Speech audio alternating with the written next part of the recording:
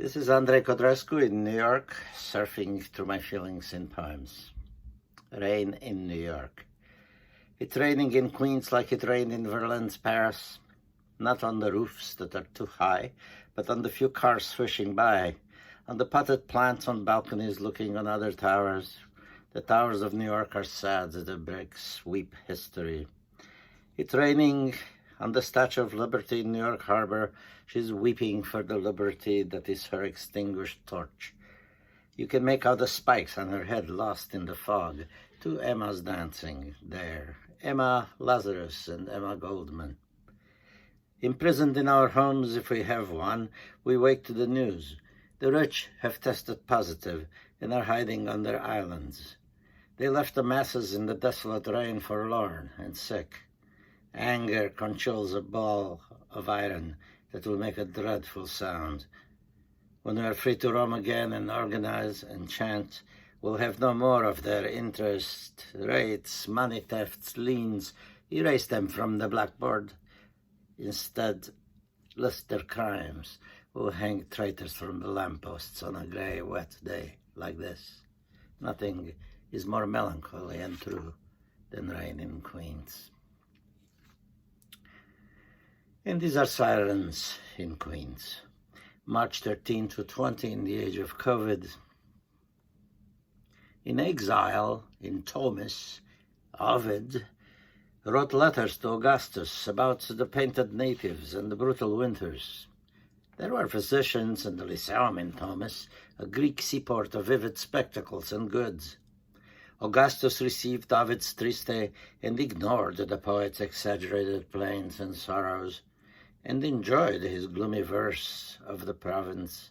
Rome was much safer without the amorous lech. Exiled to the Ozarks, I aroused pity in New York, the city, as the inhabitants called it, for its splendors. In the Ozarks, survivalists juggled snakes in caves. I had 2 caves, saw snakes. There was no doctor near. In Siberia, Pasternak the doctor was kidnapped by armies to tend to their wounded and their goals that were as hard and cold as their winters, and out he trudged in the movie through the snow. Some plagues were real and some were not. In retrospect, many people died in history's show. For historian, heirs, poets, and filmmakers, there is no better subject than great distance. Social or forced or voluntary or just geographical, people willing and unwilling to grow the space between. Others, even lovers, kin, or parts of their own selves. Distance is the only subject to sing and emote for. Under house arrest in Bucharest, there was a policeman watching at your door. If you got sick and needed to get to the hospital fast, you just called your guardian and got there in a jiff. Under house arrest in Queens, everyone is in their own dens, listening to sirens. If you get sick, nobody will come for you. By the time you hear your siren, you'll be stiff. History redux. When I was a child, I had no trouble destroying the world with mind rays. The neighbors who communalized our kitchen, the empty ghost houses in the overgrown bushes behind the crumbling cement walls or ghouls screeched. The stepfather who wrestled my dog Nemo out of my arms and gave him away to someone I'm still looking for. The classmate who tried to buy the frog stanza, I didn't sell him. Fathers, cities, trains, empty skies, the shadow police, school. I was moody, and destruction was the vivid product of my mind. I observed ants and bees and wild cats, and I was sad for them. I was happy for the birds. I didn't know how cats destroyed them. The clouds looked fluffy until they filled up with info instead of water. Like stadiums, they now belong to corporations. They're going dark. The politics are as bad as the environment, gasping for breath. We won't make it to that nitrous oxide planet, friend. We won't laugh involuntarily when our teeth and eyes are gone.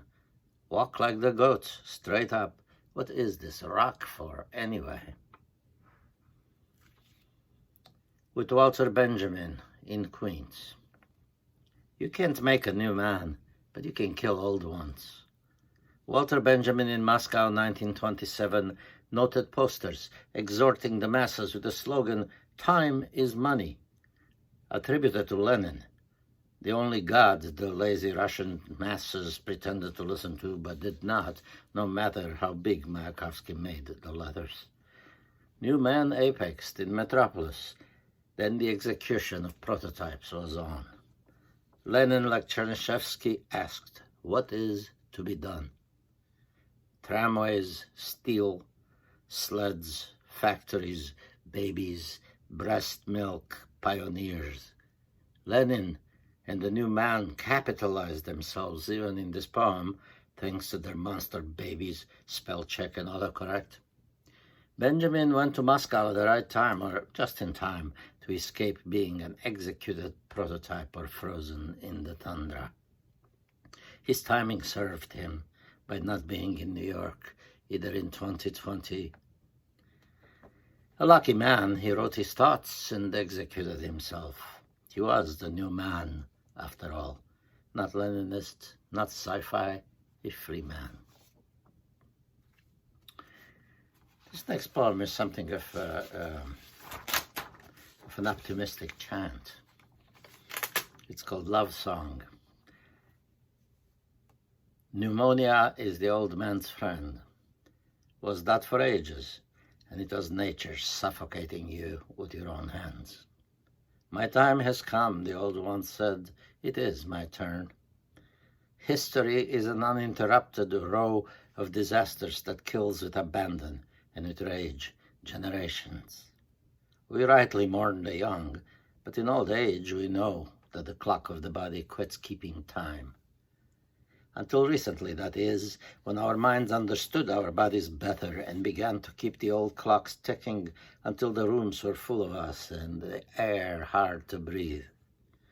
Oh, thinkers, scientists, tinkerers, entertainers, longevity creators, all, we thank you for keeping us here bored and dismayed and full of fear. The beyond is overpopulated, and you never know what a reconstituted cadaver might become, a feather, a worm, a vampire. If you're lucky, what is you will contribute form in the soup. The young will miss us until the will is read. Personally, I write sonnets, so they will say, he said. I am still here as the plague rages. There is a doctor in my bed. She hates my generation, but likes me for some reason. My generation was an ideology of naked, angry youth. We left behind some language and found a common thread. Let us leave now. We did our damage. It is an alien season. And I am going to speak to the situation at hand, i.e., situation at face, the wonders of FaceTime. Liking some people and liking what they say are different things. I find I like in a non-corporeal way the faces talking on flat screens. Among them my face, which detached from my body repulses me. Though I remember what I said, I sounded smart, it seems. I remember the bidimensional faces of my colocutors, but I only vaguely remember the memorable things they said, already concentrated in a forgotten tweet and gone. It's all post-mortem. We are agreeable, articulate, and dead. What is a face without a body? Scared eyes, open mouth, saying words that must have somehow issued from a body that may or may not have existed one time at high tide, flat faces and flat bodies squished on lab slides. And if there is a body on the screen, words do not matter, only the question of these tides and what makes them rise and fall. If violent weather sweeps the internet and suddenly it's dark, don't look for your body. It left for the future on the departing ark. First, they came for your memory, and they assured you that you can retrieve it any time, even better, without the wet emotions that envelop things in their time, their always bad timing, and that dehydrated now. They tasted bland, but wise. Then they came for your libido after saturating it with flat porn that left behind diabetics craving sugar, unable to use their inborn grace. Next, they came for your hands and feet twisting in anxious gyms. They assured you there are tapes you can always watch or else. When they came for your ears and tongue, there wasn't much left to take. They left you a finger, an eye, and a mouth to say these things and wag. This must be heaven, cry the eggs, being scrambled by the big machine. We can retrieve our bodies when we are not dead. It's only quarantine. Well, to leave that on a more hopeful note, I wrote some metaphors on fire. There are no passive or reversible metaphors. You turn something into something else, it stays that way. Cinderella's pubic hair used to be my head. I think of how we treat other lives, other species, other times. They were once metaphors, prototypes transformed by utility. A horse was an ant. A cigarette, a glass of milk. 1970 anthem. There is a lot of wisdom on television. It was once a newspaper blown by wind. This summer, the play of life and death, the daily search for food, were once a pigeon on my roof. The fight for survival is fun, violent, alcoholic. Once it was a love shop. Death is a ghost dog indigenous people kill for food. Responsible to our own economy, we are a small group of metaphors where everyone turns everyone into whatever feeds the overt mood. My matter will go into the forms of matter my comrades oddly need. I am so lucky to have this matter, and time to have matter, and going to the gang in the horror dome we poets soothe by moving the camera now hyper close, now far. Mysteries multiply when we bring over friends to turn into cabbage rolls or spirits. The stock market keeps going up. Our wave of the statistically poor takes back the city from tourists who live in the technicolor vision of black and white childhoods, blissful under the rain umbrellas of ancient classrooms we made restaurants. Our inexhaustible menu, the drone of history bent to ideology, describes much of what we know is malleable inside the atomic novel of metaphor, a rain of words in the taste bud of any soul directing its affections and weakness to our metaphors, palliatives for a world of loss under attack by pronouns, but capable of love. Truth gets in the way, a vertical Berlin Wall in Brooklyn.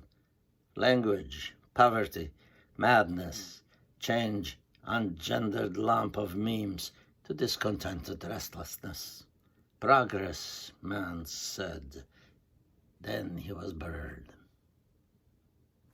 Thank you.